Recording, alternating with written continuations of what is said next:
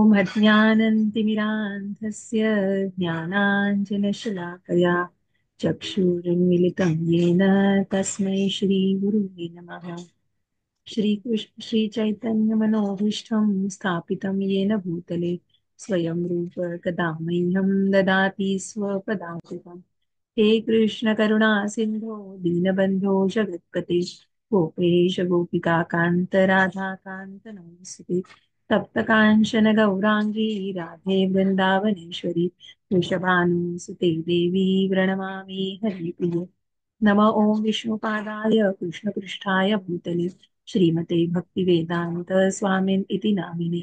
नमस्ते सरस्वते देवे गौरवाणी प्रचारिणे निर्विशेष शून्यवादी पाश्चात्य देश तारिणे।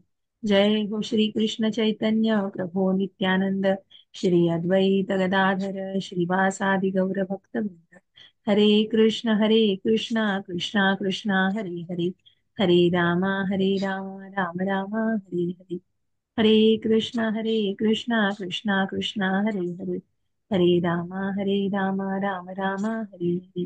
हरे कृष्णा कृष्णा कृष्णा हरे राम राम राम हरे हरे। हरे कृष्णा कृष्णा कृष्णा हरे राम राम राम हरे हरे। हरे कृष्णा कृष्णा कृष्णा हरे राम राम। हरे कृष्ण सगळ्यांना पुन्हा एकदा सगळ्यांचं खूप हरे स्वागत आहे कृष्ण. मनापासून। हरे कृष्ण। तर आपण 7व्या अध्यायावर आहोत।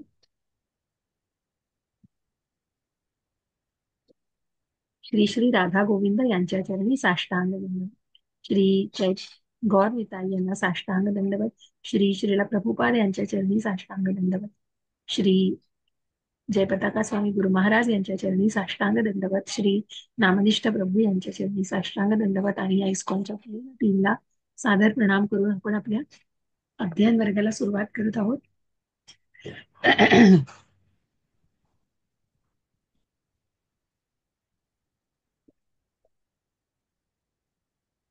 तर आपण 7व्या अध्यायावर आता आपण बघितलं।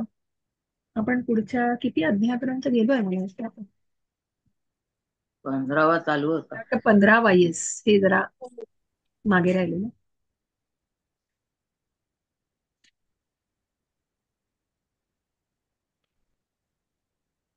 14 अध्याय 14 श्लोक पूर्ण झाले बरोबर येस। हो, बरोबर.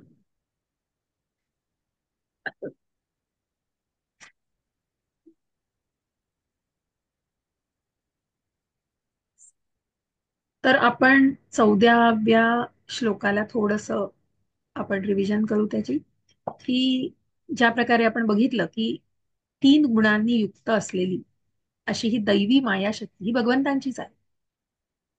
आध्यात्मिक आणि भौतिक ही दोन्ही प्रकृती या भगवंतांच्या आहेत।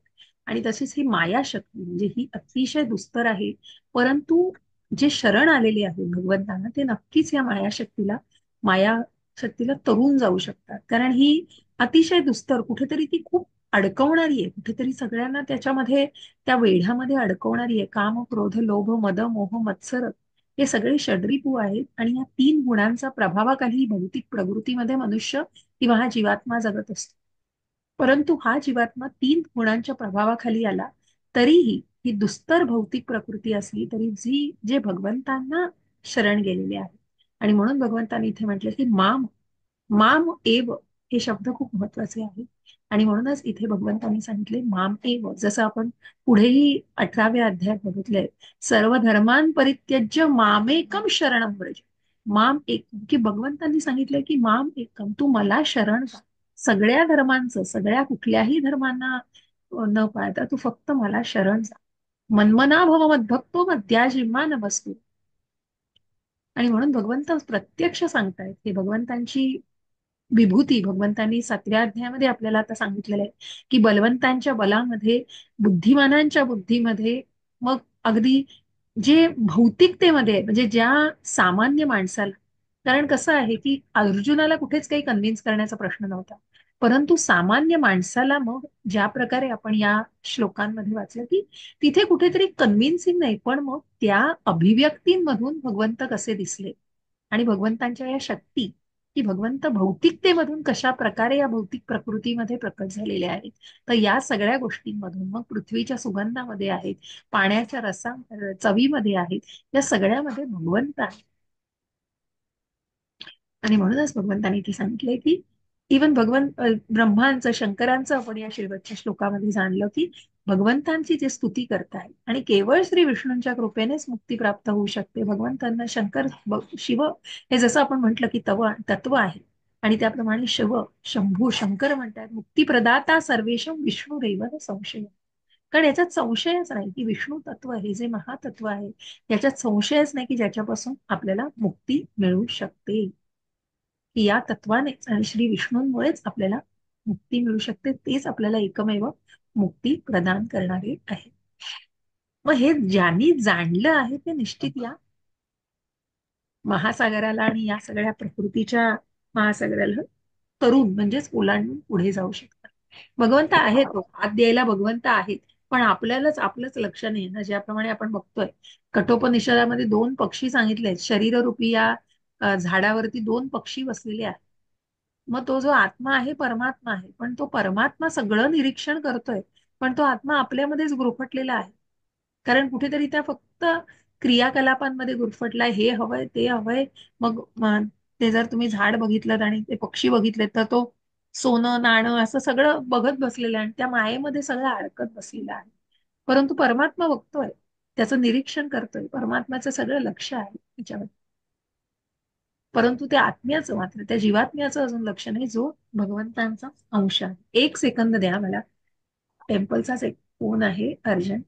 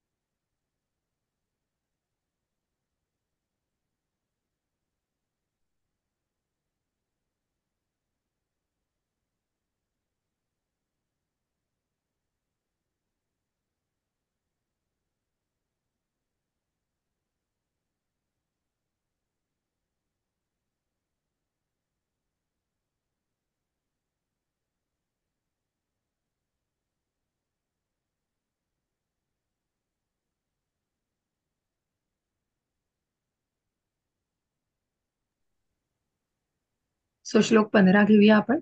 नमाम दुष्कृतिनो मूढः प्रपद्यन्ते नराधमः मायया परुतज्ञाना आसुरं भावमाश्रिताः. हरे कृष्ण. कोणाला वाचायचं आहे? वाचो माताजी. हो वाचा वाचा विमल माताजी नक्की. जे अत्यंत मूर्ख आणि दुष्ट आहेत, नराधाम आहेत, ज्यांचे ज्ञान मायेमुळे नष्ट झाले आहे आणि जे असुरांची नास्तिक प्रवृत्ती धारण करतात ते मला शरण येत नाहीत. तात्पर्य: श्रीमद भगवद्गीतेत सांगण्यात आले आहे की केवळ भगवान श्रीकृष्णाच्या चरण कमलाला शरण गेल्यानेच मनुष्य भौतिक प्रकृतीच्या कठोर नियमातून पार होऊ शकतो. या ठिकाणी असा एक प्रश्न उद्भवतो की जर असे असेल तर सुशिक्षित तत्वज्ञानी, वैज्ञानिक, व्यावसायिक, राजकर्ता आणि सामान्य लोकांचे पुढारी हे सर्व शक्तिमान भगवान श्रीकृष्णाच्या चरण कमलाला शरण का जात नाहीत? भौतिक प्रकृतीच्या बंधनातून मुक्ती प्राप्त करण्यासाठी मानव जातीचे पुढारी विविध प्रकारे अनेक जन्मामध्ये दृढ योजनाबद्ध आणि खडतर प्रयत्न करीत आहेत. परंतु जर भगवान श्रीकृष्णाच्या केवळ चरण कमलाला शरण गेल्याने मुक्ती प्राप्त होत असेल तर मग हे बुद्धिमान आणि परिश्रम करणारे लोक या सुगम मार्गाचा अंगीकार का करीत नाहीत? गीतेमध्ये या प्रश्नाचे उत्तर स्पष्टपणे देण्यात आले आहे. ब्रह्मदेव, शिव, कपिल, चतुष्कुमार, मनु, व्यास, देवल, असित, जनक, प्रल्हाद, बली आणि त्यानंतर मध्वाचार्य, रामानुजा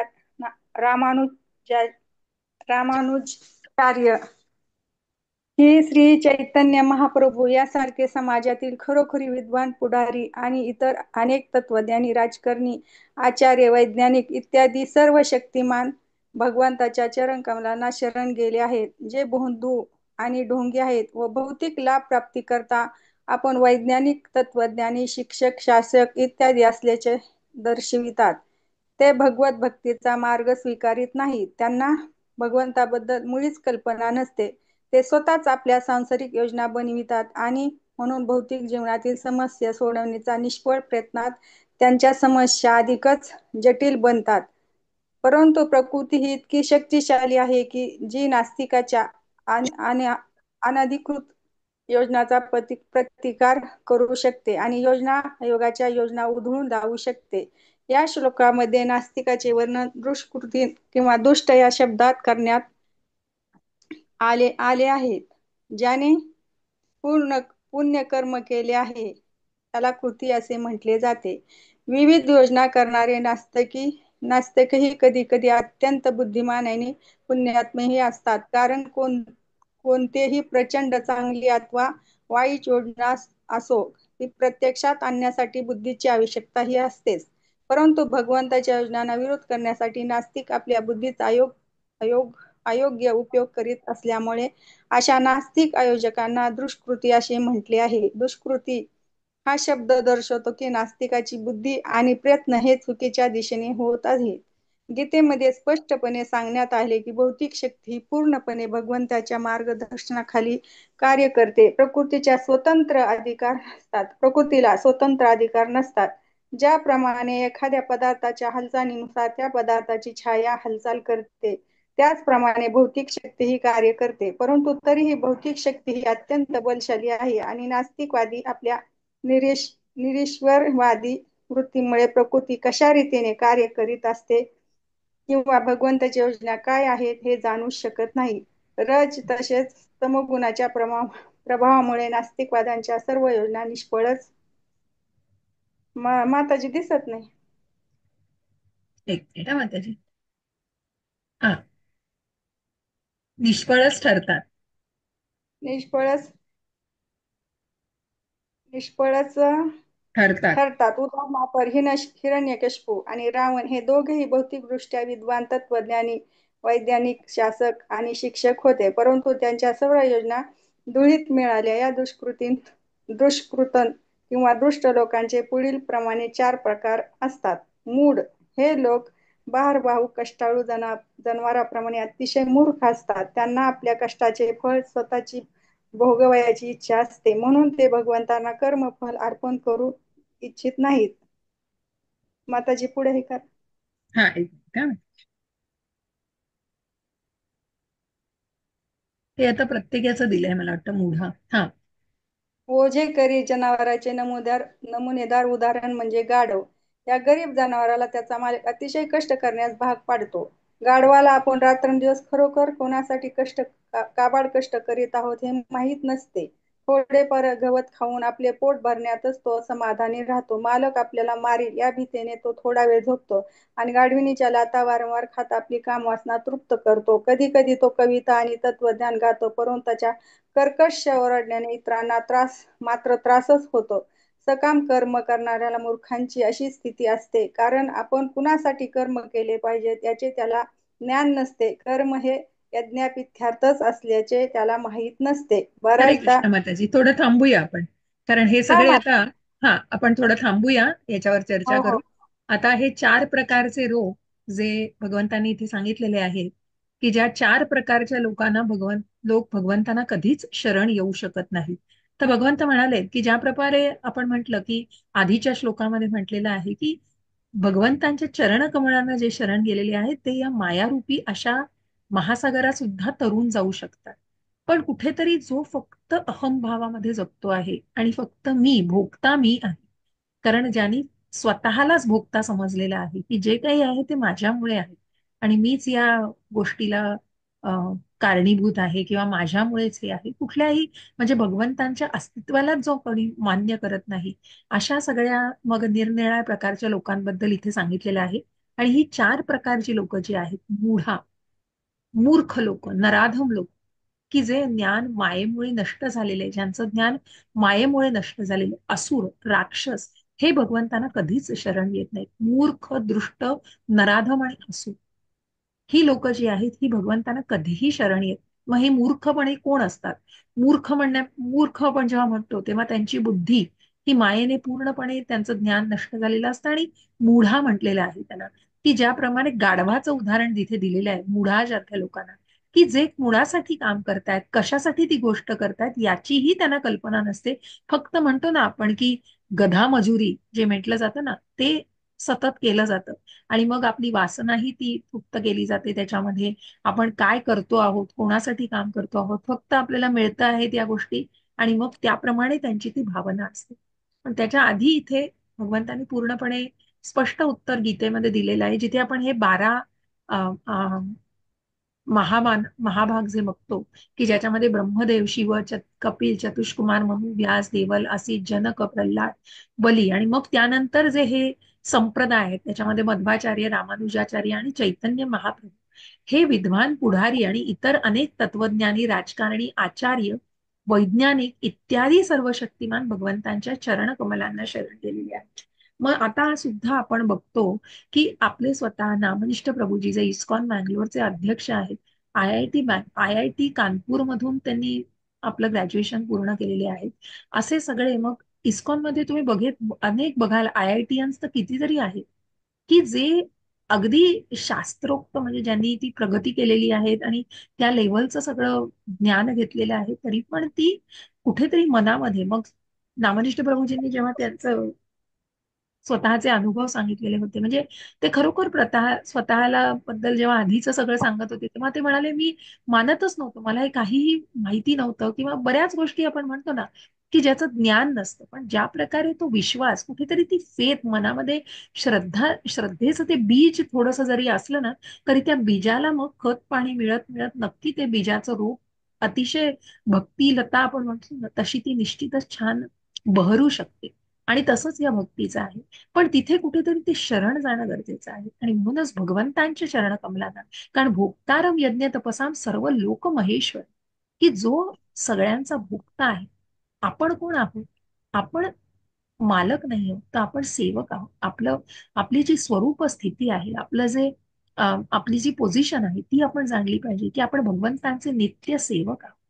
आणि म्हणूनच जिथे कुठेतरी या गोष्टी जाणल्या जात नाही, जे भोंदू आहे, ढोंगी आहे, भौतिक लाभप्राप्ती करता वैज्ञानिक, तत्वज्ञानी, शिक्षक, शासक इत्यादी असल्याचे दाखवतात, ते भगवत भक्तीचा मार्ग स्वीकारत नाहीत. कारण मग बऱ्याच जणांना ते ज्ञानच नसतं. आणि मग ज्या गोष्टीवर विश्वासच ठेवायचा नाहीये, त्या गोष्टीला जाणण्याच्या पलीकडे मार्गालाही ते जात नाहीत. आणि त्यामुळे त्यांना भगवंतांबद्दल मुळीच कल्पना नसते. ते स्वतःच आपल्या सांसारिक योजना बनवितात, आणि भौतिक जीवनातील समस्या सोडवण्याच्या निष्फळ प्रयत्नात त्यांच्या समस्या अधिकच जटिल बनत जातात. कारण तिथे अहम असतो सगळा. तो अहम कुठे सुटलेला नसतो, तो मिथ्या अहंकार अतिशय गोंडसपणे जपलेला असतं त्याला.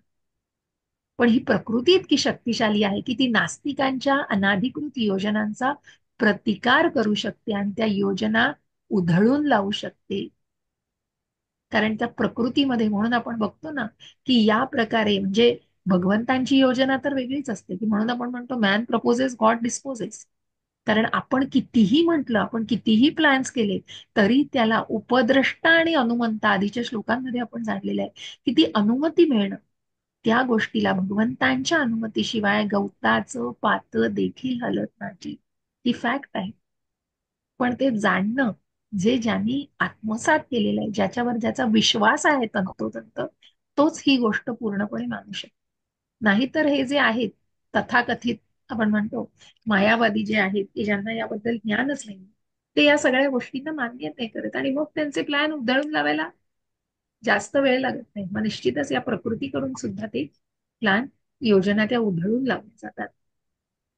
आणि म्हणून मग इथे या लोकांबद्दल जेव्हा व्यक्त केलेले, त्यांना दुष्कृती हा शब्द वापरला. कारण कुणाला दुष्कृती वापरलेला आहे, की दुष्कृतीनं किंवा दृष्ट हा शब्द या नास्तिकांचं वर्णन करताना करणे, ज्यांनी पुण्य कर्म केलेले आहेत त्याला कृती असं म्हणतात. आणि विविध योजना करणारे नास्तिकही कधी कधी अत्यंत बुद्धिमान, पुण्यात्मेही असतात. कारण कोणतीही प्रचंड चांगली अथवा वाईट योजना असो, ती प्रत्यक्षात आणण्यासाठी बुद्धीची आवश्यकताही असते. पण भगवंतांच्या योजनांना विरोध करण्यासाठी नास्तिक आपल्या बुद्धीचा अयोग्य वापर करीत असल्यामुळे नास्तिकांच्या योजनांना दुष्कृती म्हटले. कृती ही गोष्ट क्रियाकलाप आहे. कृती ही गोष्ट काय करते? कृती ही गोष्ट कुठेतरी पुण्यकर्म सुद्धा दाखवते, जे सकाम कर्म सुद्धा असू शकते. पण ही बुद्धी, ह्या बुद्धीचा वापर हा कशासाठी केला जातोय हे फार महत्वाचं आहे. आणि मग तो अयोग्य ठिकाणी अयोग्य वेळी केला गेला तर तो निश्चितच नास्तिक. मग त्या व्यक्तींना नास्तिक म्हणलेलं आहे. म्हणून त्यांना दुष्कृती होतीये त्यांच्याकडून. आणि म्हणूनच हा समजतो की नास्तिकांची बुद्धी आणि प्रयत्न हे चुकीच्या दिशेने होत असतात. अशा प्रकारे या लोकांना आपण बघितलं. हिरण्यकश्यप, मग रजो आणि तमो गुणांच्या प्रभावामुळे या नास्तिकवाद्यांच्या सर्व योजना निष्फळ ठरतात. कारण कुठेतरी फक्त हवंय, सगळं डिमांडिंग आहे. रजोगुणी तत्व आपण 14व्या अध्यायात जेव्हा प्रत्येक तत्वाला, या प्रत्येक गुणाला जाणू, रजोगुण, सत्वगुण, रजोगुण आणि तमोगुण. मग हा रजोगुण काय आहे? तर रजोगुण बांधतोय, कशाने बांधतोय? सगळ्या अपेक्षांनी, सगळ्या आकांक्षांनी.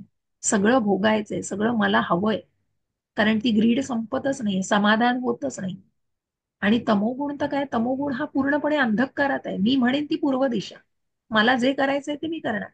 आणि म्हणूनच मग या तमोगुणाच्या प्रभावामुळे, रजो आणि तमोगुणाच्या प्रभावामुळे कंस, हिरण्यकश्यपू यांचं उदाहरण दिलेलं आहे, रावण, हे सगळ्यांनी आयुष्यभर कृष्ण कृष्ण कृष्ण कृष्ण केलं. पण मनात काय हो? भावना, द्वेषी भावना, मत्सरी भावना. आणि म्हणूनच शिशुपाल. भौतिकदृष्ट्या विद्वान, तत्वज्ञानी, वैज्ञानिक, शासकीय शिक्षक होते. पण त्यांच्या सर्व योजना धुळीत मिळाल्या. आणि मग फायनली काय झालं? रावणाचाही संहार झाला. हिरण्यकश्यपूलाही भगवंतांनी, प्रल्हाद महाराजांनी, मग त्या प्रल्हादाला सांगितलं होतं आणि त्या खांबामध्ये जाऊन तिथे बसले नव्हते भगवंत. तिथून प्रकट झालेले आहेत. कारण त्या आपल्या भक्ताच्या रक्षणासाठी, कोणापासून? तर या दुष्टांपासून. आणि म्हणून आपण जेव्हा म्हणतो परित्राणाय साधूनां विनाशाय च दुष्कृतां धर्म संस्थापनार्थाय संभवामी युगे. कारण या दुष्कृतां, ह्या सगळ्या दृष्टांचा नाश करण्यासाठी. आणि म्हणूनच हे हिरण्यकश्यपू, कंस, रावण यांचा नाश होणं. कारण ही वृत्ती आहे, ही वाईट वृत्ती आहे. आणि ही मत्सरी वृत्ती आहे. म्हणून आपण म्हणतो की बाकी सगळ्या वृत्ती ज्या आहेत ना, की ज्या आपण ज्याचं कामाचं, क्रोधाचं, याचं रूपांतर कुठेतरी भक्तीमध्ये करता येतं. ज्या क्रोधाला हनुमानाने भक्तीमध्ये रूपांतर, क्रोध केला पण कोणासाठी? भगवंतांसाठी केला. तर रावणाची अख्खी लंका जाळली कितीतरी, पण कोणासाठी? प्रभू रामचंद्रांसाठी. आणि म्हणून तिथे कुठेतरी सेवेचं माध्यम होतं. म्हणून ते क्रोधाचं भक्तीतलं वर्णन आहे. म्हणून तिथे हनुमानाचा जय जयकार केला जातो. हनुमानाला रावणासारखं नाही धरलं जात. कारण त्यांनी लंका जाळली म्हणून. का? कारण त्याचा जय जयकार का होतं? कारण तो भगवंतांच्या सेवेसाठी करतो. परंतु हे रावण आणि हिरण्यकश्यपूने कायम द्वेष केला, भगवंतांचा मत्सर केला. तिन्ही लोकांचं राज्य, मला मला प्रभुत्व हवंय, मला त्याचं सगळं स्वामित्व हवं, यासाठी तपश्चर्या केली, घोर तपश्चर्या, की अगदी त्या हाडाफासळ्यातल्या अगदी हाड मास ते पूर्ण हे होऊन त्या प्रकारे त्यांनी स्वतःच्या आत्म्याला सुद्धा त्रास दिलेला आहे. इतका प्रकारे त्यांनी ती तप केलेलं आहे. पुढे जाऊन आपण जेव्हा 17व्या अध्यायात बघू की हे कठोर तप, हे तमोगुणी मधलं तप आहे. आणि हे तपाचं उद्दिष्ट काय? उद्दिष्ट चुकीचं आहे. आणि म्हणून मग याच प्रकारे हे सगळे जण मत्सरी आहेत. आणि म्हणून या मत्सराचं काही होऊ शकत नाही. त्याला मुळापासून उकळून काढून टाकलं तरच तो मत्सर जाऊ शकतो. नाहीतर मत्सराला कशी, मत्सराची व्याख्या काय माहिती का? की इंग्लिशमध्ये म्हणतात, I like what you have but I don't like that you have it. मला आवडतंय की तुझ्याकडे ते आहे, पण मला हे आवडत नाही की ते तुझ्याकडे आहे. आणि हा मत्सर आहे, हा द्वेष आहे. आणि हा द्वेषी भाव जो अतिशय वाईट आहे. आणि म्हणून भगवंतांनी अर्जुनालाही सांगितलंय 9व्या अध्यायात की तू माझा मत्सर करत नाहीस, म्हणून मी तुला हे राजगुह्य, या ज्ञानाचा राजा असलेलं ज्ञान तुला देतो. तर अशा प्रकारे आपण या 4 व्यक्तींचं वर्णन इथे दिलेलं आहे. ते बघतो आहोत. मुढा म्हणजे मूर्ख, ज्याला गाढवाचं उदाहरण दिलं. गाढव आपण रात्रंदिवस बघतो, काबाड कष्ट करतं, गधा मजुरी वाटेल तसं कष्ट करतं, पण त्याला कळत नसतं कोणासाठी. कारण तो मालक सुद्धा काही त्याची कदर करत नसतो.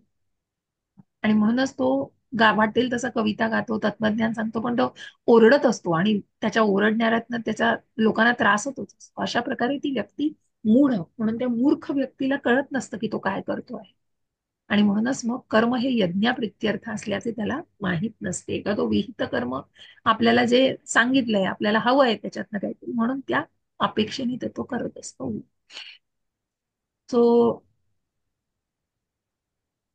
आपण पूर्ण तात्पर्य घेण्याची गरज नाहीये. हे शेवटी डुक्कर आणि ह्या सगळ्यांची उदाहरणं दिली आहेत. तर आपण दुष्कृती ना बघूया.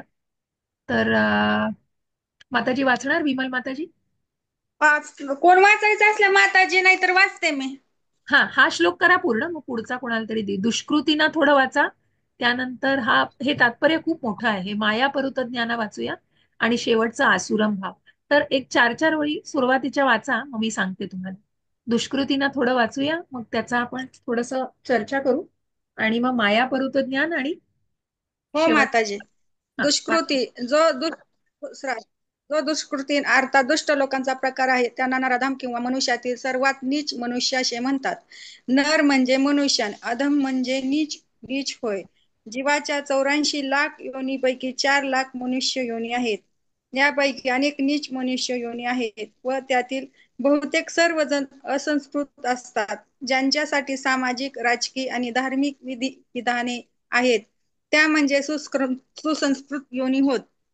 ज्यांच्या ज्याच्या सामाजिक, राजकीय आणि धार्मिक विधिविधाने सामाजिक आणि राजकीय दृष्ट्या विकास झाला आहे, परंतु ज्यांना धर्मतत्वे नाही ते नराधम समजले जातात. तसेच धर्म भगवत धर्म.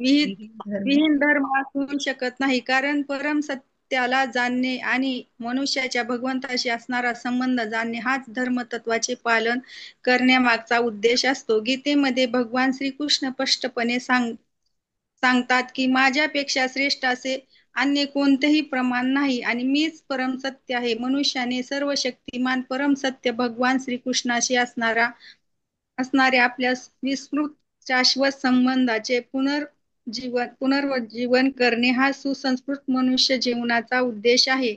जो कोणीही संधी गमावतो त्याला नराधम म्हणण्यात येते. शास्त्रामध्ये आपल्याला कळून येते की जेव्हा मूल मातेच्या गर्भाशयात अत्यंत असह्य अवस्थेत असते तेव्हा ते स्वतःच्या सुटकेकरता प्रार्थना करते आणि गर्भाशयातून बाहेर येताच आपण केवळ भगवंताचीच सेवा करू असे वचन देते.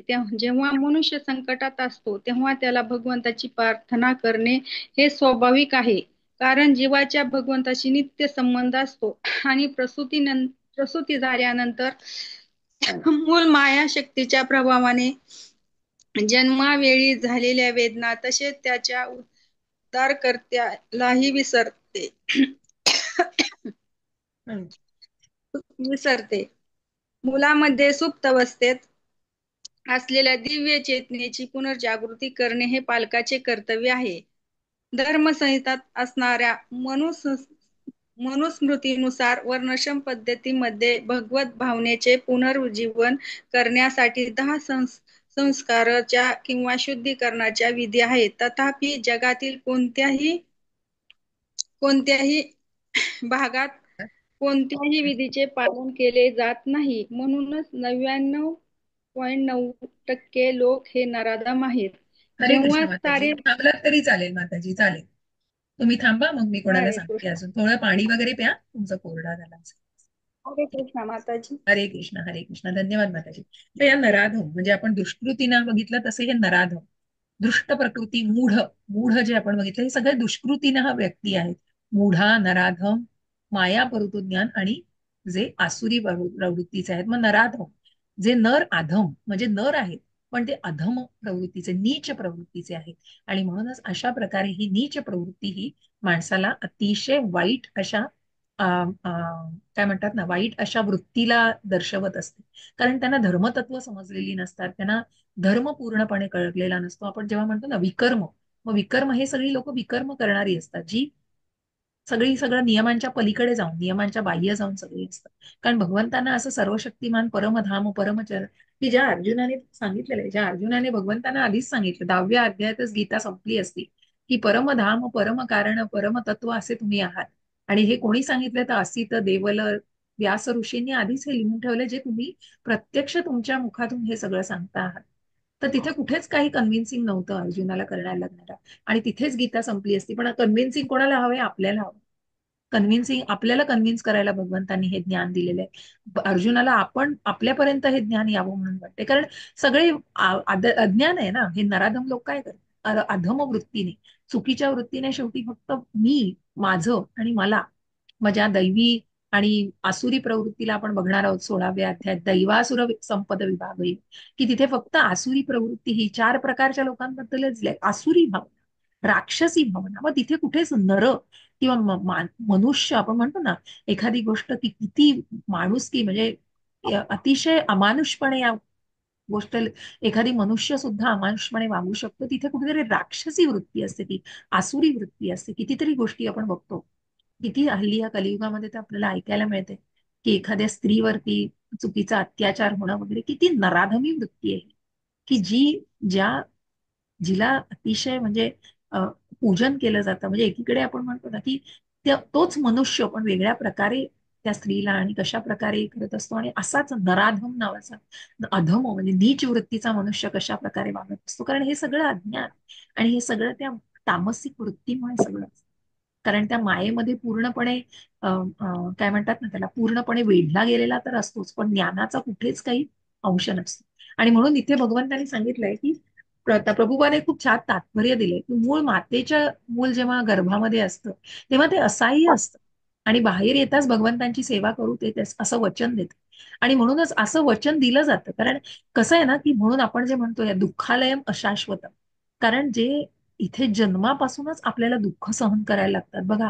मातेच्या गर्भाशयामध्ये 9 महिने तो जीव किती, काय म्हणतात ना त्याला की किती तो हेल्पलेस असतो. कारण आपण तिथे काहीच करू शकत नसतो, असहाय्य अवस्थेमध्ये असतो. आणि त्या असहाय्य अवस्थेमध्ये मग ते मलमूत्र सगळं त्याच, आणि त्याच आपण त्या सगळ्या वातावरणामध्ये असतो. कबूल आहे, ते गर्भाशय असतं, आईशी कुठेतरी जोडलेलं असतो. आणि तो जन्म जेव्हा होतो त्या मातेला खूप वेगळाच आनंद असतो. पण हे जे मनुष्याचं म्हणजे दुःखालयम अशाश्वतम जे दिलेलं आहे, या दुःखालयामध्ये जन्म घेताच ते दुःख आधीपासूनच सुरू झालेलं आहे हो. आणि मग इथे सांगितलेलं आहे प्रभुपादांनी की तिथे कुठेतरी वचन दिलं जातं की सेवक आहे, पण मग तिथे आपण म्हणतो ना कुठेतरी तो कृतज्ञता जी असते ना, ती कृतज्ञता नंतर दिसते या नराधम वृत्तीमुळे. कारण जिव्हांचा भगवंतांशी नित्य संबंध असतो, म्हणून भगवंतांची प्रार्थना केली जाते कधी, की जेव्हा आपण अगदी संकटांमध्ये वगैरे असू तेव्हा. पण प्रसूती झाल्यानंतर मूल मायाशक्तीच्या प्रभावाने जन्मावेळी झालेल्या वेदना तसेच त्याच्या उद्धारकर्त्यालाही विसरते. असं सगळं आहे हो. कारण कृष्णाचं विस्मरण काय हे ज्ञान आपल्यापर्यंत येतं, हे आध्यात्मिक आपण आहोत म्हणून येतं. पण या मायेमुळे ते सगळं ज्ञान म्हणतो ना आपण, ती ज्ञानावरती सगळं आच्छादन आलेलं आणि विस्मरण झालेलं आहे भगवंतांचं. आणि त्यामुळे मग कुठेतरी या मायेच्या प्रभावाखाली मनुष्य गुणात, रजोगुणात किंवा तमोगुणात या सगळ्या प्रभावाखाली वावरत असतो. आणि मग तिथे कुठेतरी कृतज्ञता असते की त्या उद्धारकर्त्यालाही विसरलं जातं. आणि त्या वेदना मग सगळ्याच किती क्षणिक आहे हो. असं ते म्हणतो ना स्मरणशक्ती, आता तर आपण कलियुगामध्ये बघतोय की किती किती काय म्हणतात ना त्याला, एवढी ती स्मरणशक्ती एवढी शॉर्ट हे आहे ना, शॉर्ट टर्म, की फटाफट लोक विसरून जात असतात. म्हणजे त्या गोष्टीला ठीक आहे, चांगल्या गोष्टींसाठी चांगलं ठीक असतं, पण किती विस्मरण आणि कुठल्याही गोष्टींचं काही वाटून घेणं, किंवा आपण आता बघतो की म्हणून हे जो अमानुषपणा किंवा ही जी माणुसकी आपल्यामध्ये कितीतरी ठिकाणी आपल्याला अनुभवायलाच मिळत नाही. कारण ही नराधमी आसुरी वृत्ती, मनुष्यच मनुष्याच्या जीवावर उठलेला आहे, मनुष्यच मनुष्याच्या वाईटपणावर उठलेला आहे, ही सगळी आसुरी वृत्ती आहे आणि ही सगळी नराधमी वृत्ती आहे. आणि म्हणूनच अशा प्रकारच्या लोकांचं काहीही होऊ शकत नाही, आणि ते कुठल्याही विधींचं पालन करत नाही. म्हणून 99.9% हे नराधम आहेत. कलियुगामध्ये भगवंतांनी सांगितले की या अशा प्रकारचे, मग जे सत्ययुग, त्रेतायुग, द्वापार युगामध्ये सुद्धा होती आसुरी वृत्ती, अशा प्रकारची लोक आपण दिसतोय. हिरण्यकश्यपू सत्ययुगामधले, रावण त्रेतायुगामधले, द्वापार युगामधले अनेक आसुर आपण बघितलेले आहेत की ज्यांना कृष्णाने अंत केला. मग पुतनापासून आपण बघितलेलं आहे की सगळ्यांचा आसुरी वृत्ती आपल्याला कुठे दिसत नाही, नराधम आसुरी वृत्ती निश्चित दिसते. अशा प्रकारे या सगळ्या याचं सगळ्याचं मुख्य वर्णन केलेलं आहे. तर अशा या दुष्कृतींना, याच्यामध्ये आपण 2 व्यक्तींना बघितलं, दृष्ट आणि नराधम, आणि नराधम आणि पहिले जे बघितले ते सॉरी, मूढा मूढा आणि नराधम ही दुसऱ्या प्रकारची लोक आहेत. त्याच्यानंतर माया परुत ज्ञान, की दुष्कृतींमधला दुष्कृतीनामधला तिसरा प्रकार काय या लोकांचा, तर अशा लोकांना माया परुत ज्ञान. तर कोणी वाचू शकणार का? आपण या दोन यांना पण बघूया, कारण त्यांचं हरे सखोल हरे ज्ञान आहे. कृष्ण. हरे कृष्ण प्रभूजी. वाचू शकता प्रभूजी? वाचतो. हा, एक दोन पॅरेग्राफ वाचूया, मग आपण चर्चा करू, कारण साधारण हो तेच हो वर्णन आहे सगळं. हो पण हो थोडस हो उदाहरणांवरनं आपल्याला ते जास्त खुलासा हो होतो ते. हो. तीन, दुष्कृती लोकांचा पुढील प्रकार म्हणजे मायेया पहत ज्ञान होय. अशा प्रकारचे प्रगाढ ज्ञान मायाशक्तीच्या प्रभावामुळे व्यक्त झालेले असतो. हे लोक प्रायः अत्यंत विद्वान म्हणजे मोठमोठे तत्वज्ञानी, कवी, साहित्यिक, वैज्ञानिक इत्यादी असतात. परंतु माया त्यांची दिशाभूल करते म्हणून ते भगवंतांची अवज्ञा अवज्ञा. करतात. सद्यस्थितीत माया परत पहज्ञाना असे पुष्कळ लोक गीतेच्या अभ्यासक पंडितांमध्ये सुद्धा आहेत. गीतेमध्ये सरळ आणि सोप्या भाषेत सांगण्यात आले आहे की श्रीकृष्ण हे पुरुषोत्तम श्री भगवान आहेत. त्यांच्या बरोबरीचा किंवा त्यांच्याहून श्रेष्ठ असा कोणीही नाही. भगवंत हे सर्व मनुष्य प्राण्यांच्या जन्मदात्या ब्रह्मदेवाचेही पिता आहेत. श्रीकृष्ण हे केवळ ब्रह्मदेवांचेच पिता आहेत असे नाही, तर ते सर्व योनींचेही बीजधारक पिता आहेत. निर्विशेष ब्रह्मज्योतींचा उगम त्यांच्यापासूनच होतो आणि सर्व जीव अंतर्यामी असणारे परमात्मा ही त्यांचीच विस्तारित रूपे आहेत. भगवंत सर्व पदार्थांचे मूल स्रोत आहेत आणि म्हणून प्रत्येकाने त्यांच्या चरणकमलांना शरण गेले पाहिजे. असे स्पष्ट आदेश असतानाही मायापहज्ञाना लोक भगवंतांचा अवमान करतात आणि भगवंत हे केवळ एक सामान्य मनुष्य आहेत असे समजतात. ते जाणत नाहीत की या भाग्यशाली मनुष्य देह भगवंतांच्या शाश्वत आणि दिव्य स्वरूपाला अनुसरून रचलेला आहे. माया हा ज्ञान लोकांनी केलेली गीतेवरील परंपरारहित अनधिकृत भाष्य म्हणजे आध्यात्मिक मार्गावरील अनेक अडथळेच आहेत. हे भ्रांत भाष्यकार श्रीकृष्णांना शरण जात नाहीत किंवा ते इतरांनाही शरण जाण्यास शिकवित नाहीत. हरे कृष्ण माता. हरे कृष्ण प्रभूजी. हरे कृष्ण. धन्यवाद. तर माया परत ज्ञान, मग यांचं ज्ञान मायेने कुठेतरी पूर्णपणे आच्छादित आहे. माया शक्तीच्या प्रभावामुळे यांचं ज्ञान पूर्णपणे व्यर्थ आहे. कारण ते ज्ञान काय आहे, ते ज्ञान भगवंतांना आसमावत नाही, ते भगवंतांविषयी जाणत नाही, तर ते फक्त स्वतःविषयी आणि आपल्यापेक्षा, म्हणजे त्या भगवंतांनी जे इथे सांगितलेलं आहे त्या गोष्टीला तर मान्यता देतच नाहीत. आणि गीतेच्या अभ्यासक पंडितांमध्ये सुद्धा मग असे आपल्याला माया परतज्ञान असेही दिसतात. मग आत्ताच्या तथाकथित आपण कलियुगामध्ये बऱ्याचदा बघतो जे भोंदू आहेत, ढोंगी आहेत, कारण की ते कदाचित ज्ञानी असतात, पण तिथे कुठेतरी फक्त ज्ञानाचं काय केलेलं असतं, तिथे ते परंपरागत ज्ञान नसतं, तर तिथे कुठेतरी फक्त ते कॉन्कॉक्शन, स्वतःच्या आयडिओलॉजी, स्वतःचे विचार. म्हणून प्रभुपाद नेहमी सांगतात की तुम्ही ते इतर गीता जे सांगतायत, भगवद्गीता वाचता आहात, तर ते सगळे स्वतःचे विचार त्याच्यामधून तुम्ही लिहिलंय, पण प्रत्यक्ष गुरु परंपरेतून. म्हणून या भगवद्गीतेला काय महत्व आहे, जी भगवंतांच्या ज्या गुरु परंपरेतून हे ज्ञान आलेले आहे, की गुरूंपासून म्हणजे भगवंतांपासून व ब्रह्मा, नारद, व्यासमुनी, आणि त्यानंतर जी गुरु परंपरेच्या वैष्णव परंपरा जी आलेली आहे, आणि प्रभुपादांकडून हे ज्ञान आपल्याला जशी आहे तशी भगवद्गीता. मग प्रत्यक्ष प्रभुपादांनी तर रात्रंदिवस जागून हे गीतेचं ज्ञान, मग प्रत्यक्ष भगवंतांनी त्यांना ते दृष्टांत देऊन केलेलं आहे, की त्यांनी कितीतरी त्यांच्या पुस्तकांमधून तुम्हाला हे वाचायला मिळेल की कशा प्रकारे इतकं, म्हणजे प्रभुपाद म्हणतात मलाही ही पुस्तकं वाचायची आहेत, कारण मी हे कृष्णांनी सांगितलं ते लिहिलेलं आहे, आणि म्हणूनच त्यांना सुद्धा, म्हणजे प्रभुपादांनी स्वतः हे सांगितलेलं की त्यांनाही हे पुन्हा पुन्हा वाचायचं आहे. आणि म्हणून ही प्रभुपादांची वाणी आहे, प्रभुपादांची पुस्तकं आहे, की प्रभुपाद म्हणतात मी कुठेही गेलेलो नाहीये, मी पुस्तकांमधून आहे. आणि म्हणून हे ज्ञान आपल्यापर्यंत पोहोचवलंय हे प्रभुपादांनी जसंच्या तसं. आणि म्हणून हे महत्वाचं आहे. पण बाकी आपण सोकॉल्ड हल्ली बघतो की बऱ्याच वेळेला हे ज्ञान आहे, पण ते ज्ञान काय आहे, ते ज्ञानाला कुठेतरी बेस नाहीये, आणि ते फक्त कुठेतरी अ, अ, स्वतःच्या आयडिओलॉजीज कॉन्कॉक्शन्स किंवा कुठेतरी आपले विचार आणि ह्या सगळ्यांबद्दल लिहिलेलं असतं. आणि म्हणून इथे जे ज्ञान दिलेलं आहे की जे भगवंतांनी प्रत्यक्ष त्यांच्या स्वमुखातून सांगितले की सर्व मनुष्य प्राण्यांच्या जन्मदात्याचे आणि प्रत्यक्ष ब्रह्मदेवाचे जे पिता आहे की ही सृष्टी ज्याने निर्माण केली तो ब्रह्मा आहे, पण तो ब्रह्मा सृष्टीचा दुसरा निर्माता आहे. प्रत्यक्ष पिता कोण आहे? भगवंत आहे. आणि म्हणून सर्व योनींचेही बीज देणारे पिता हे भगवंत आहे. पुढे आपल्याला अनेक श्लोकांमध्ये, अजून एक दोन श्लोकांमध्ये, की बीज देणारे पिता, की बीज म्हणजे या प्रकृती ही माता आहे आणि बीज देणारे पिता हे भगवंत आहे. ती गर्भस्थ करून या जीवांची निर्मिती झालेली आहे. आणि म्हणूनच अशा प्रकारे या मग निर्विशेष ब्रह्माचं सुद्धा भगवंतांचंच पासून चैतन्य आहे, जे निराकारवादी, जे मग निराकारवादी आणि मायावादी यांच्यामध्ये खूप मोठा फरक आहे. निराकारवादी आणि जे निर्विशेषवादी आहेत ते भगवंतांना मानतायत, पण तिथे कुठेतरी साकार रूपाला मानत नाही. आणि म्हणून त्या निर्विशेष ब्रह्माला, पण ते निर्विशेष ब्रह्म हे भगवंतांपासूनच आहे. भगवंतांपासूनचा जो प्रकाश आहे, चैतन्य आहे, तेच ब्रह्म आहे.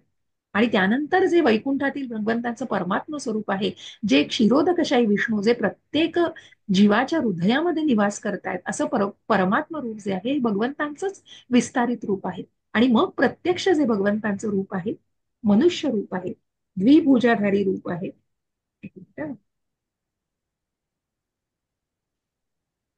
भगवंतांचे जे द्विभुजाधारी रूप आहे ते भगवान रूप आहे, ज्याच्याशी संबंध प्रस्थापित केला जातो. मग पुढे आपल्याला 10व्या अध्यायात जो संबंध, अभ्युदय आणि प्रयोजन, की या भगवंतांशी संबंध प्रस्थापित करणं, मग त्या भक्ताचा आणि भगवंतांचा संबंध, की कशा प्रकारे आपण त्या भगवान रूपाशी अगदी इतके कनेक्ट झालेलो असतो की अगदी मग प्रत्येक गोष्ट आपण भगवंतांशी चर्चा केली जाते, बोललं जातं. मी खूप शुद्ध भावना आहे ती, आणि ती खूप वेगळा स्तर आहे त्याच्यासाठी.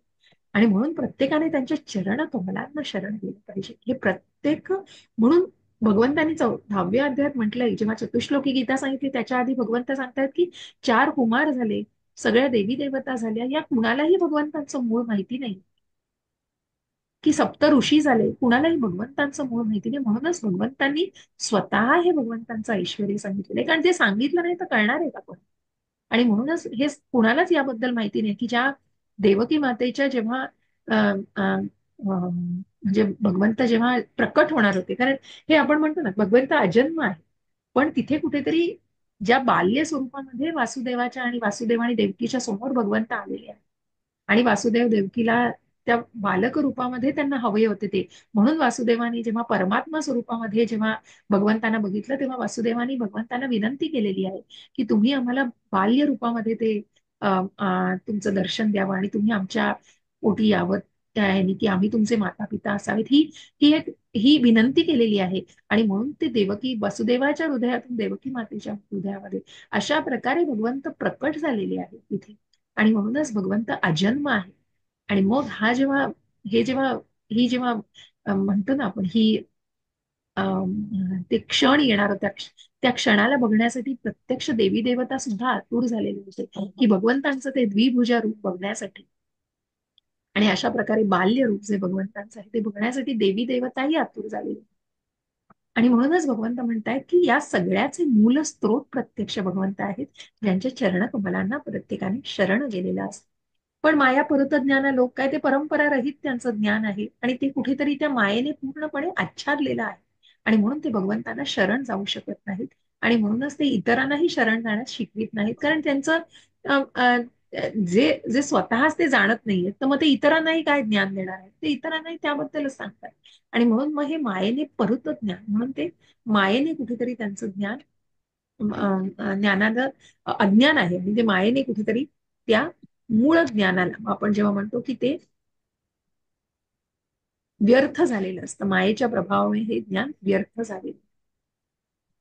अशा प्रकारचे लोक भगवंतांना शरण जाऊ शकत नाही. मग चौथ्या प्रकारचे लोक जे आहेत, आसुर भाव. कोणाला वाचायचं आहे? माताजी वाचणार? मी वाचतो आता. अच्छा, ठीक आहे, पूर्ण करा प्रभूजी. हरे कृष्ण.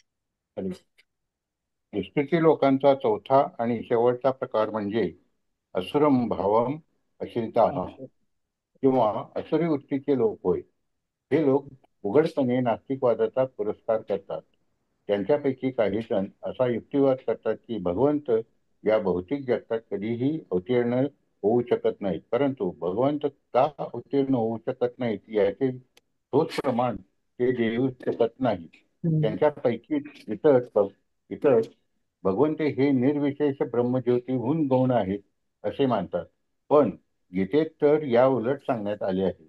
नास्तिकवादी हे भगवंतांचा द्वेष करीत असल्याने अनेक तथाकथित काल्पनिक अवतारांना ते प्रस्तुत करतात. भगवंतांचा तिरस्कार करणे हेच अशा लोकांच्या जीवनाचे ध्येय असल्याने ते श्रीकृष्णांच्या चरणकमलांचा आश्रय घेऊ शकत नाहीत. दक्षिण भारतातील महान संत यमुनाचार्य अलबंद रूप म्हणतात की हे भगवान, तुमचे गुण रूप आणि लीला दिव्य आहेत. शास्त्रांमध्ये सांगितल्याप्रमाणे तुम्ही विशुद्ध सत्वगुणांमध्ये स्थित आहात. दिव्य ज्ञानाचे पूर्ण ज्ञान असणाऱ्या आणि दैवी गुणांनी युक्त असलेल्या महान प्रमाणित आचार्यांनी तुमचे श्रेष्ठत्व मान्य केले आहे. पण तरीही जे नास्तिकवादी लोक आहेत त्यांच्यासाठी तुम्ही अज्ञातच आहात.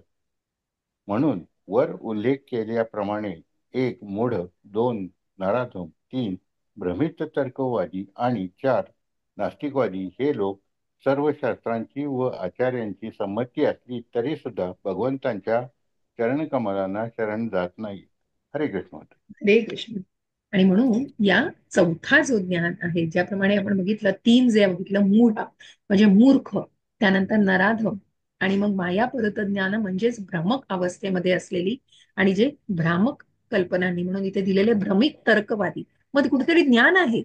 मग सायंटिस्ट आहेत, तर्कवादी आहेत, फिलॉसॉफर्स म्हणजे वेगवेगळ्या प्रकारचं, मग कोणी वकील असेल, वेगवेगळ्या हुद्द्यांवर असतील, ज्ञान आहे. परंतु ते ज्ञान काय आहे? ते पूर्णपणे भ्रमिक तर्कवादी, म्हणजे तिथे भगवंतांचं तर विस्मरण झालेलंच असतं आणि त्याच्यामुळे फक्त आमच्या ज्या काही आयडिओलॉजीज, आमचे विचार हे योग्य विचार आहेत. आणि तिथे कुठेतरी त्या ज्ञानाला त्याप्रमाणे भ्रमित अवस्थेमध्ये असं ते ज्ञान असतं.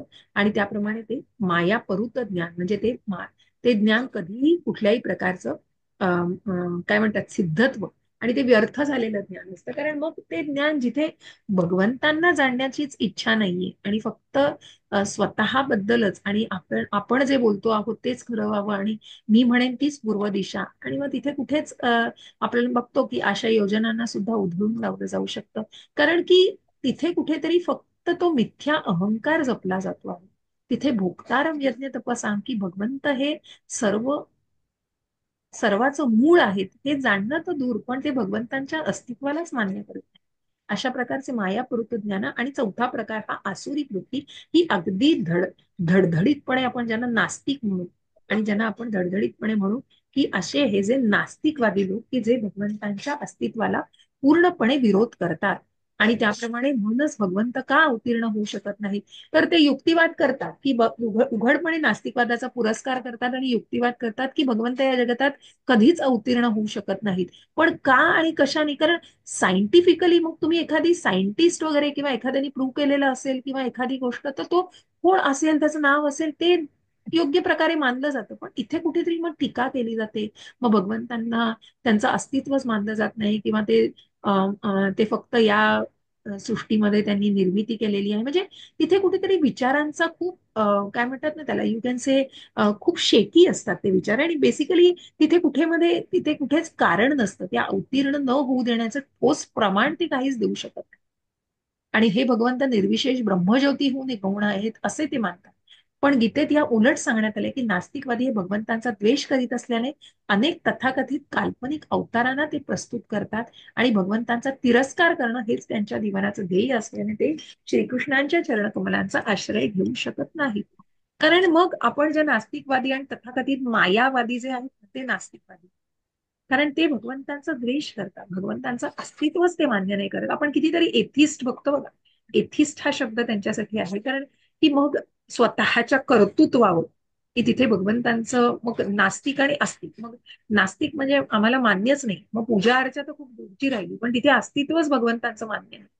मग ते भगवंतांच्या चरणकमलांचा आश्रय घेऊच शकत नाही. आणि म्हणूनच मग हे असे नास्तिकवादी लोक आहेत ज्यांच्यासाठी तुम्ही अज्ञानाच आहात, कारण त्यांच्यासाठी भगवंत अज्ञानच राहतात. मग भगवंत प्रत्यक्ष सांगतात की ते भगवंतांना शरण येऊ शकत नाही, त्यांचं काहीही होऊ शकत नाही. आसुरी प्रवृत्तीच्या लोकांचं काहीही होऊ शकत नाही. जे नास्तिकवादी आहेत त्यांना मग ते आपण जेव्हा आसुरी प्रवृत्ती दैवासुर संपद युगात विभाग योग बघू तेव्हा हे आसुरी लोक कुठे जात आहेत तर ते नरकामध्ये. कारण कुठेतरी फक्त अशांना त्याच योनी मिळू शकतात. कारण ती फक्त एक आसुरी भावना असते आणि तिथे कुठेतरी फक्त मत्सर केलेला असतो. कोणाचा? तर प्रत्यक्ष भगवंतांचा मत्सर केलेला असतो, भगवंतांचा द्वेष केलेला असतो. आणि तिथे कुठेतरी ज्ञानाला त्या अहंपणाचा वास असतो आणि तो अहंकार जपलेला असतो, खोटा अहंकार जपलेला असतो. असे हे नास्तिकवादी लोक भगवंतांना शरण येऊ शकत नाही. मग आपण जे बघितलं मूर्ख लोक, जिथे ज्ञानाचं पूर्णपणे गाढवाचं उदाहरण ज्याला दिलेलं आहे. त्यानंतर आपण बघितलं नराधम, जे अतिशय नीच प्रवृत्तीचे आहेत.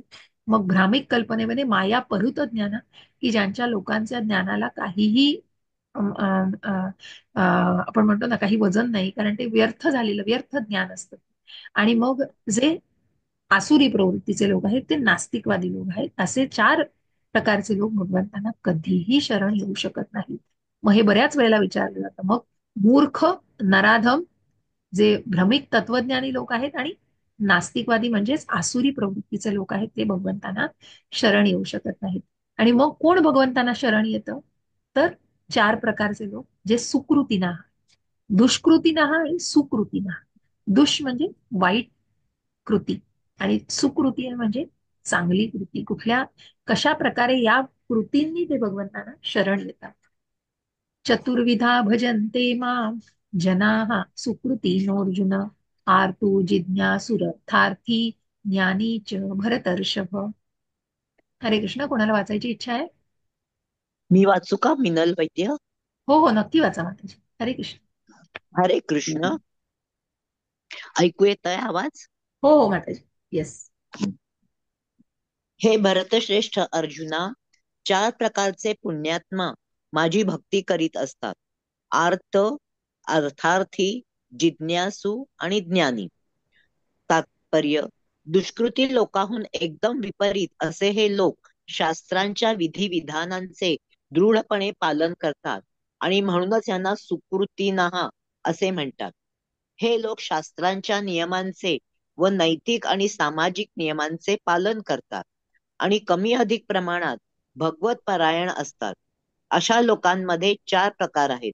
जे पीडित आहेत, ज्यांना धनाची अभिलाषा आहे, जे जिज्ञासू आहेत आणि जे परमसत्याच्या ज्ञानाच्या शोधात आहेत. असे हे विविध परिस्थितीमध्ये भगवत भक्ती करण्यासाठी भगवंतांकडे जातात. ते शुद्ध भक्त नसतात, कारण भगवत भक्ती करण्यामागे त्यांना आपली इच्छापूर्ती करून घेण्याची इच्छा असते. शुद्ध भक्ती ही आकांक्षा आणि भौतिक लाभेच्छा रहित असते. भक्ती रसामृत सिंधू मध्ये भक्तीची व्याख्या पुढील प्रमाणे करण्यात आली आहे. अन्याभिलाषा शिता शून्यम ज्ञान कर्माद्यनावृतम आनुकूलेन्य कृष्णानुशीलन भक्तिरुत्तमः. ज्ञान, सकाम कर्म आणि भौतिक लाभेच्छेने रहित होऊन मनुष्याने भगवान श्रीकृष्णांची अनुकूल रूपाने दिव्य प्रेममयी सेवा केली पाहिजे. याला शुद्ध भक्ती असे म्हणतात. जेव्हा हे 4 प्रकारचे लोक भगवत भक्तीसाठी भगवंतांकडे येतात आणि शुद्ध भक्ताच्या संगतीत राहून शुद्ध होतात, तेव्हा ते सुद्धा शुद्ध भक्त बनतात.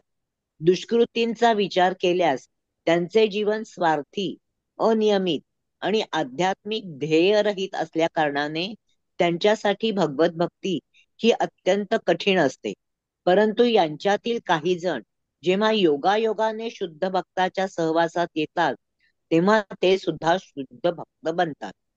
जे लोक नेहमी सकाम कर्म करण्यामध्ये व्यग्र असतात, ते संकटसमयी भगवंतांकडे येतात आणि त्यावेळी शुद्ध भक्तांच्या सहवासामुळे ते संकटकाळी भगवत भक्त बनतात. जे वैफल्यग्रस्त असतात, ते सुद्धा कधी कधी शुद्ध भक्ताच्या सहवासात येतात आणि भगवत ज्ञानामध्ये जिज्ञासू होतात. त्याचप्रमाणे जेव्हा शुष्क ब्रह्मज्ञानी ज्ञानाच्या प्रत्येक मार्गामध्ये विफल होतात, तेव्हा ते भगवंतांकडे भगवत भक्ती करण्यासाठी येतात. याप्रमाणे ते निर्विशेष ब्रह्म आणि परमात्म्याच्या ज्ञानाच्याही अतीत होतात. आणि भगवंत किंवा शुद्ध भक्ताच्या कृपेने त्यांना भगवंतांच्या साकार रूपाचा बोध होतो. एकंदरीत जेव्हा आर्त, जिज्ञासू, अर्थार्थी आणि ज्ञानी सर्व भौतिक कामनातून मुक्त होतात आणि जेव्हा त्यांना पूर्णपणे म्हणजे ज्ञानी असे सर्व भौतिक कामनातून मुक्त होतात आणि जेव्हा त्यांना पूर्णपणे समजून येते की भौतिक लाभाचा आध्यात्मिक उन्नतीशी मुळीच संबंध नाही, तेव्हा ते शुद्ध भक्त बनतात. जोपर्यंत अशी शुद्धावस्था प्राप्त होत नाही तोपर्यंत भगवंतांची दिव्य प्रेममयी सेवा करणारे भक्त सकाम कर्म किंवा भौतिक ज्ञानप्राप्तीच्या इच्छेने दूषित असतात. म्हणून शुद्ध भगवत भक्ती प्राप्त होण्यापूर्वी मनुष्याने या सर्व गोष्टीतून पार पडणे आवश्यक आहे. हरे कृष्ण. हरे कृष्ण. हरे कृष्ण. खूप छान श्लोक दिला आहे या भक्ती रसामृत सिंधूमध्ये आणि खूप छान भक्तीची व्याख्या दिलेली आहे.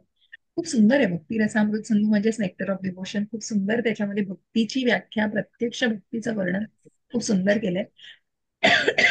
तर भगवंत आता सांगतायत की अर्जुना, जसं 4 प्रकारच्या व्यक्ती भगवंतांना शरण जाऊ शकत नाहीत, तसंच 4 प्रकारच्या व्यक्ती ज्या आहेत, जी पुण्यात्मा आहेत आणि जे भगवंतांची भक्ती करतात, जे भगवंतांना शरण जातात, अशा 4 प्रकारच्या व्यक्ती कोण आहेत? तर आर्त म्हणजे काय? जे संकटामध्ये आहे. अर्थार्थी म्हणजे ज्यांना धनाची अपेक्षा आहे. जिज्ञासू, कुठेतरी मनामध्ये जिज्ञासा आहे, जाणून घ्यायची कुठेतरी काहीतरी इच्छा आहे. आणि ज्ञानी आहे, जे ज्ञानाने परिपूर्ण, की ज्यांना ज्ञान आहे, अशा प्रकारचे ज्ञानी व्यक्ती. तर हे 4 प्रकारचे जे लोक आहेत हे भगवंतांना शरण जाऊ शकतात आणि म्हणून त्यांना सुकृतीना हा म्हटलेला आहे.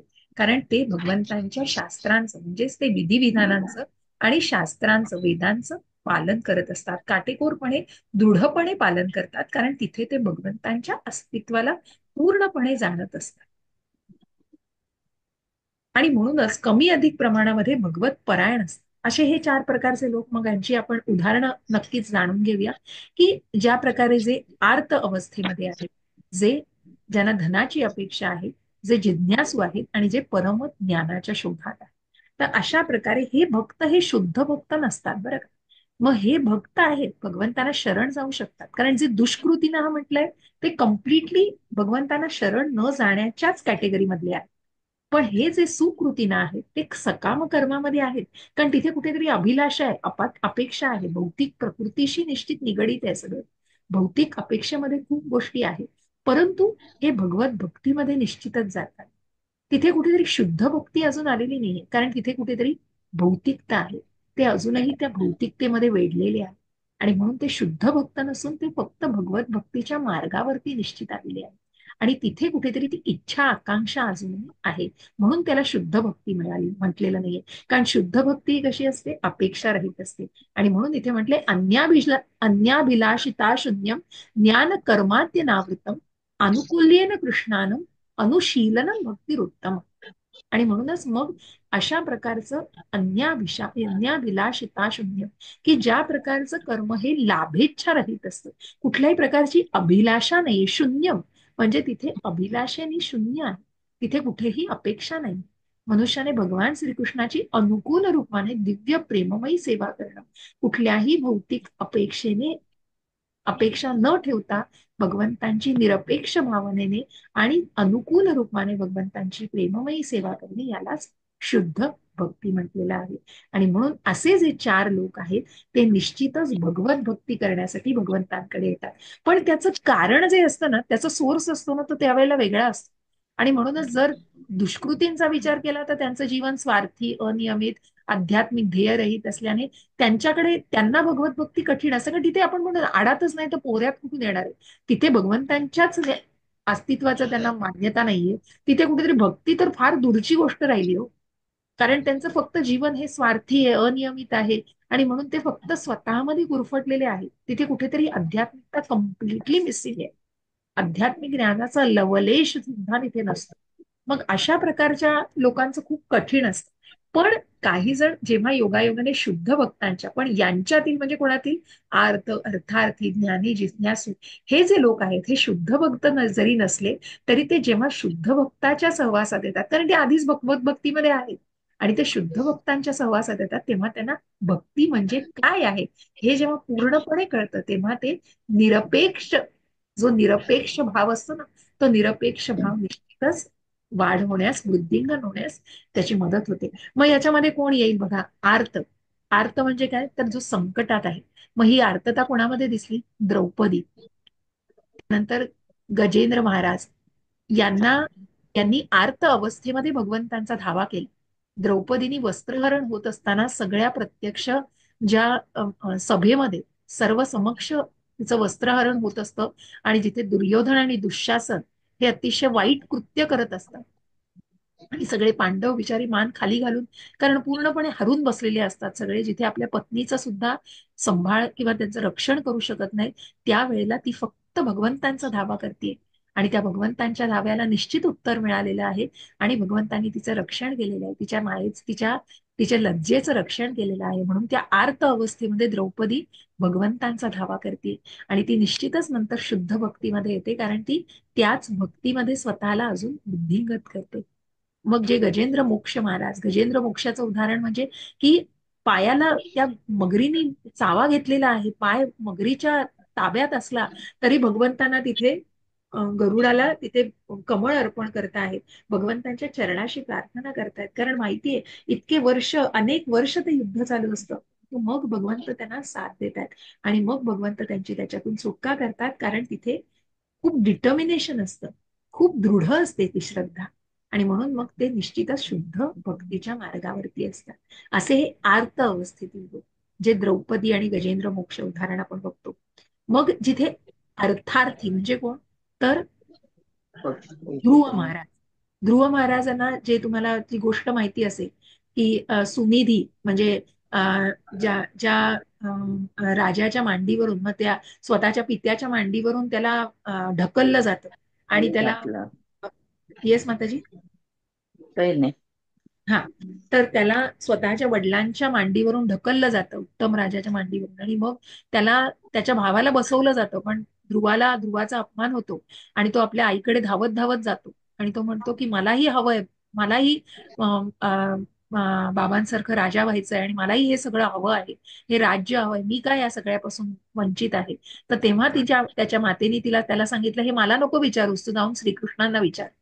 आणि म्हणून मग जेव्हा त्याला तो धावत धावत मग जंगलामध्ये जातो आणि तो खरोखर 6 महिने, मग त्याला त्याच्याही आधी मग तो जेव्हा धावत, आणि किती वर्षाचे असतात तेव्हा ध्रुव महाराज, अवघ्या 6-7 वर्षाचे ध्रुव महाराज, परंतु जेव्हा आपल्या आईने सांगितलंय की कृष्णाला हा प्रश्न विचार, तेव्हा ती मनामध्ये कुठे असते, काय असते, अर्थार्थी म्हणजे ती मिळवण्याची अपेक्षा असते, पण तो भगवंतांना विचारायचा प्रश्न असतो आणि म्हणून भगवंत आहे ते माहितीये, भगवंत आपल्याला निश्चित याचं उत्तर देतील ही खात्री आहे, म्हणून त्या भगवंतांच्या शोधामध्ये ते बाहेर पडतात आणि मग त्यांना नारद मुनी मिळतात आणि नारद मुनी हे शुद्ध भक्त त्यांना जेव्हा भेटतात, तेव्हा ते म्हणतात, अरे तू तर एवढा लहान आहेस, तू जा परत घरी, तुला नाही हे सगळं जमणार, तुला ही भक्ती, तुला ही नामस्मरण, तुला हे ध्यान वगैरे नाही जमणार. मग तेव्हा ध्रुव महाराज आपला हट्ट सोडत नाहीत आणि मग नारदांनी त्यांना अ, अ, मंत्र दिलेला आहे आणि मग त्याप्रमाणे ते त्या ह्याच्यावरती ध्यान करतात, अनेक वर्ष अनेक महिने ध्यान करतात आणि मग अवघ्या 6 महिन्यांनी त्यांना प्रत्यक्ष भगवंत दर्शन देतात. पण भगवंतांचं दर्शन दिल्यानंतर काय भावना असते ध्रुव महाराजांच्या मनात, की मला आता काहीही दुसरं नकोय, की ज्या अर्थार्थी म्हणजे ज्या भावनेने ते आलेले असतात, पण ती अर्थार्थी भावना सगळी गळून पडते आणि फक्त मला आता तुमचा सेवक बनायचंय आणि तुमच्या चरणकमळांच्या अ, अ, अ, चरणाशी तुमच्या राहायचंय. आणि अशा ध्रुव महाराजांना मग भगवंतानी तो ध्रुव तारा, की तुझं स्थान असं असेल की ते अढळ असेल तुझं स्थान, आणि म्हणून ते अढळ स्थान भगवंतानी ध्रुव महाराजांना दिलेलं आहे.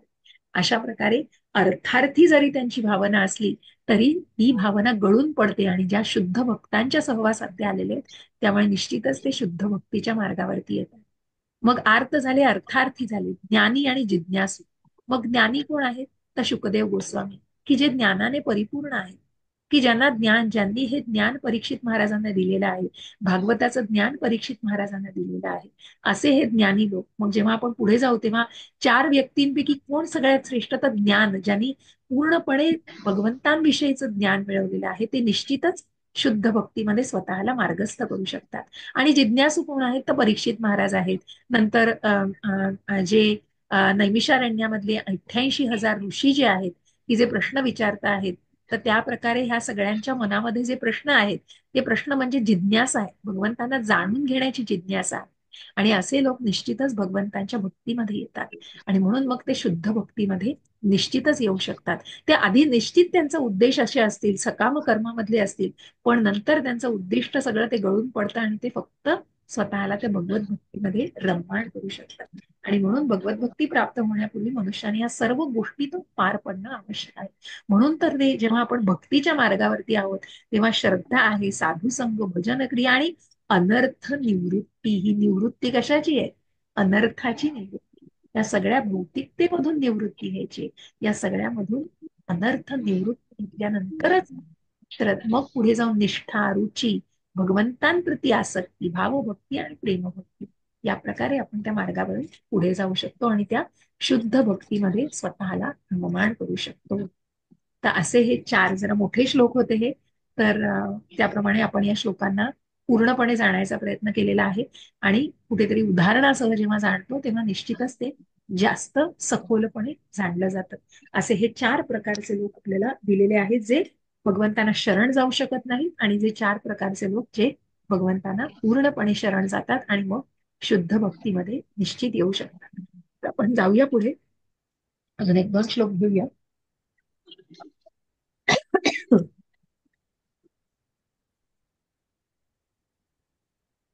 एक 15 वाचतो मिनिटं. महाराज. येस येस प्रभूजी, हरे कृष्ण.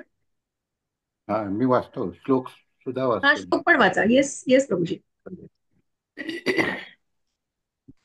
तेषां ज्ञानिनिश्चयुक्त एकभक्तिर्विशिष्यते प्रियो हि ज्ञानियो अर्थम अहम स च मम प्रियः.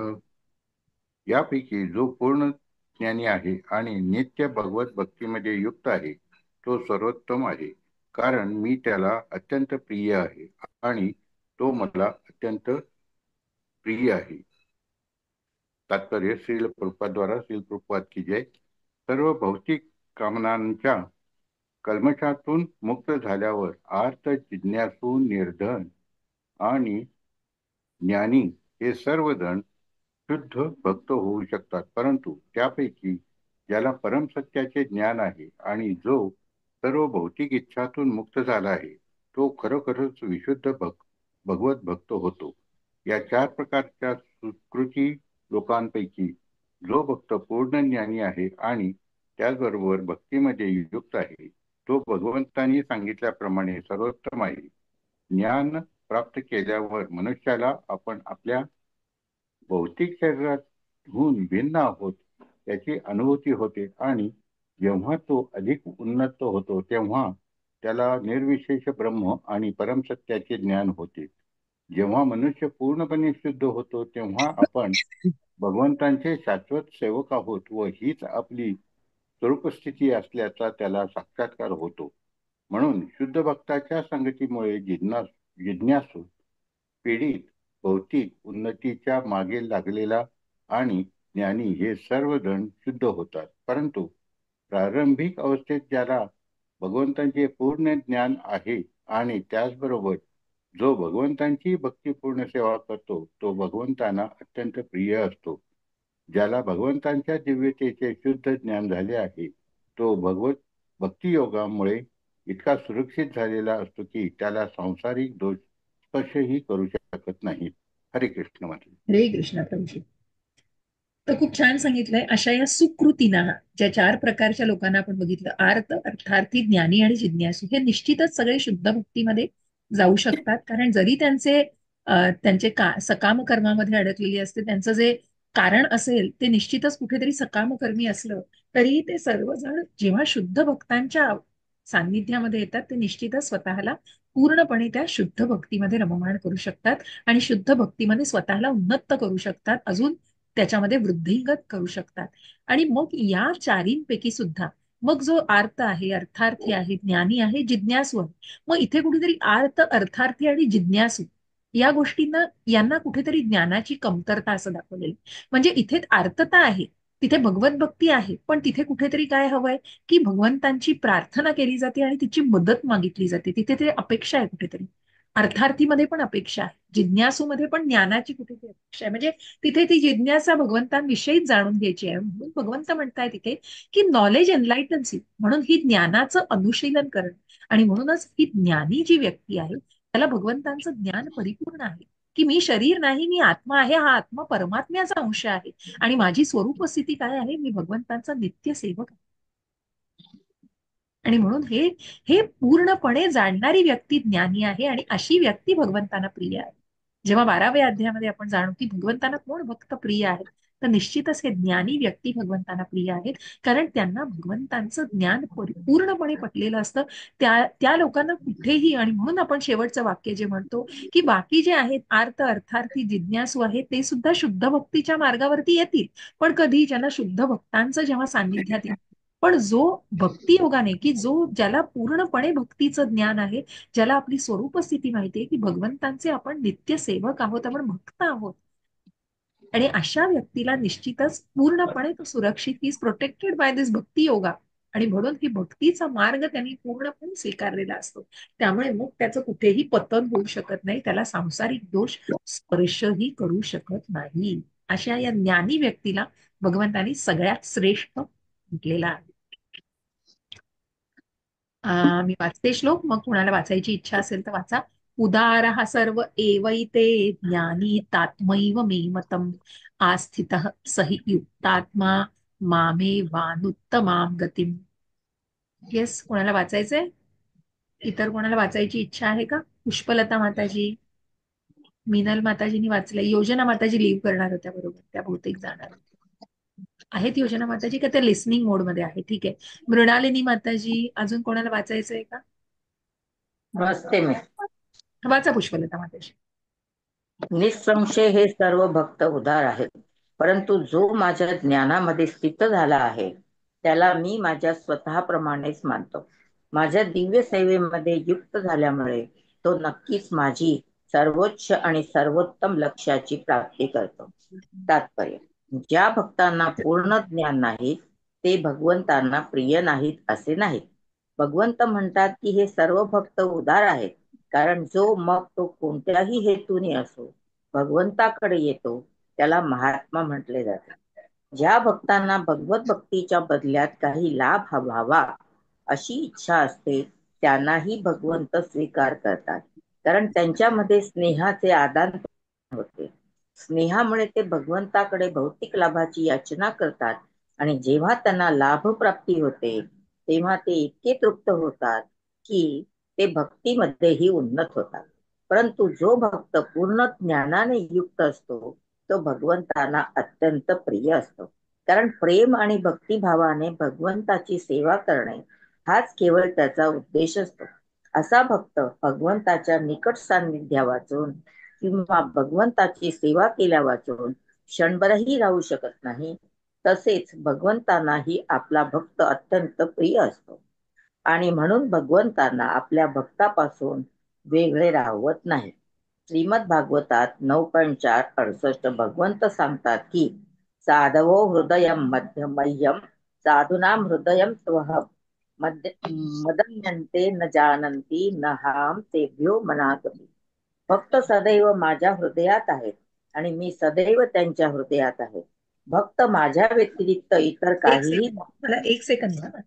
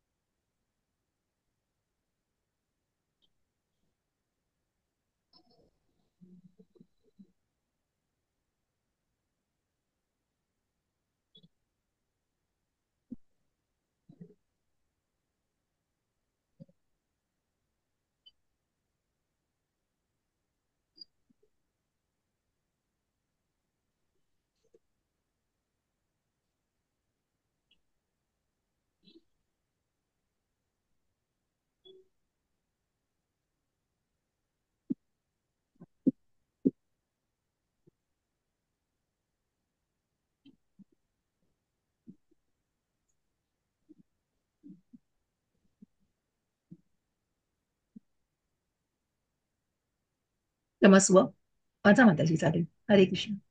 काहीही जाणत नाही आणि मी सुद्धा भक्ताला विसरू शकत नाही. मी आणि माझ्या शुद्ध भक्तांमध्ये अत्यंत निकट प्रेमाचा संबंध असतो.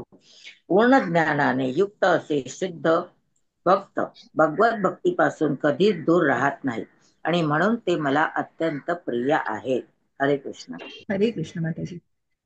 तर अशा या ज्ञानी व्यक्तीचंच वर्णन आपण जे आधीच्या श्लोकामध्ये ऐकलं, की ज्ञानी व्यक्ती भगवंतांना अतिशय प्रिय आहे. कारण कसं असतं, की या ज्ञानी व्यक्तीचं ज्ञानाने परिपूर्ण असतं. जे ज्ञान असतं भगवंतांविषयीचे जे ज्ञान असतं ते परिपूर्ण असतं. त्याच्यामुळे कुठेच त्याला कन्व्हिन्सिंगची गरज नसते आणि कुठल्याही प्रकारच्या पतनाचीही तिथे शक्यता नसते, कारण ते भक्तीमध्ये दृढच होत असतात. जो पूर्ण ज्ञानाने युक्त असतो तो भगवंतांना अत्यंत प्रिय असतो, कारण प्रेम आणि भक्तिभावाने भगवंतांची सेवा करणे हाच त्याचा उद्देश असतो. कारण भगवंतांच्या नित्य सहवासात राहणे ह्याचीच त्याला कुठेतरी कायम अपेक्षा असते आणि त्याच भावनेने तो ती गोष्ट करत असतो. आणि म्हणूनच भक्त भगवंतांनी प्रिय असतो आणि हा भगवंतांनाही असा भक्त प्रिय असतो आणि भक्तालाही भगवंत प्रिय असतात. त्यामुळे असा भक्त भगवंतांपासून वेगळा राहू शकत नाही आणि भगवंतही त्या भक्तापासून वेगळे राहू शकत नाही, कारण भगवंत हे भक्त वत्सल आहे.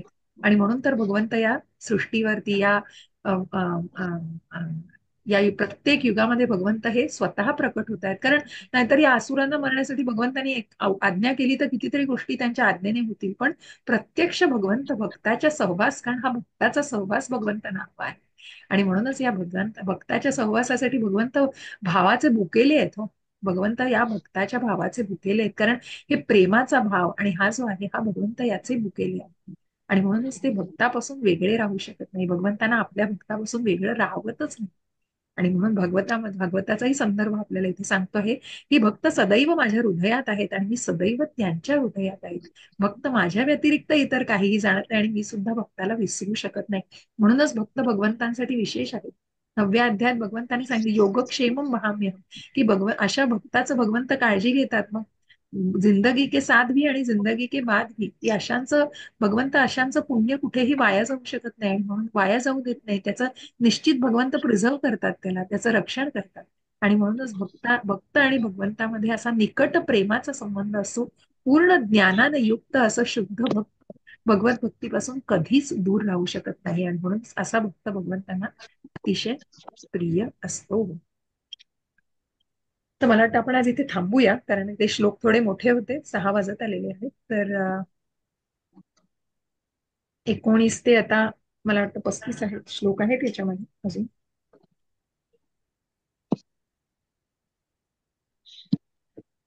याचं तात्पर्यही मोठं आहे. ठीक आहे, आपण पुढच्या याला हे अजून पुढे जाऊया. कारण यावेळेला जे 4 व्यक्तींचं जे मुख्य होतं, की ज्या 4 व्यक्ती भगवंतांना शरण जाऊ शकतात आणि शरण जाऊ शकत नाहीत, ते या अध्यायामधलं मुख्य भाग एक आहे, जो आपण पूर्णपणे चर्चेला. तर हरकत नाही, आपण पुढच्या वेळेला 19व्या अध्यायापासून सुरुवात करू. तर मी शेअरिंग थांबवते आणि कुणाला काही प्रश्न असतील तर नक्की विचारा. मी रेकॉर्डिंग थांबवते.